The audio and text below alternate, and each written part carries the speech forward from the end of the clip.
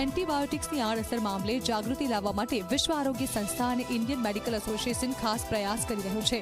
આડેધડ લેવામાં આવતી એન્ટીબાયોટિક્સ કેટલું નુકસાન પહોંચાડી શકે છે અને તબીબોને પૂછ્યા વિના એન્ટીબાયોટિક્સ લેવું કેટલું ખતરનાક સાબિત થઈ શકે છે તેને લોકો સુધી પહોંચાડવાનું લક્ષ્ય રાખવામાં આવે છે।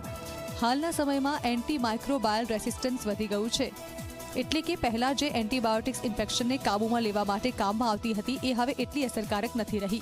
2050 સુધીમાં 10 મિલિયન લોકો એન્ટીબાયોટિકની આડઅસરથી મરે તેવી શક્યતા છે। ત્યારે આવનાર પરિસ્થિતિને પહોંચી વળવા માટે IMA અને WHOએ સમગ્ર ભારતમાં ટ્રેનર્સને તાલીમ આપવા વર્કશોપનું આયોજન કર્યું। આ ટ્રેનર આખરે તેમના સંબંધિત રાજ્યોમાં જઈ જાગૃતિ ફેલાવશે।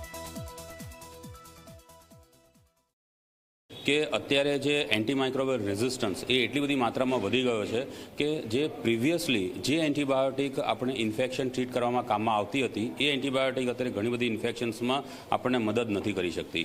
તો આ જે રેઝિસ્ટન્સનું પ્રમાણ વધી રહ્યું છે એના માટે ઘણા બધા ફેક્ટર્સ રિસ્પોન્સિબલ છે।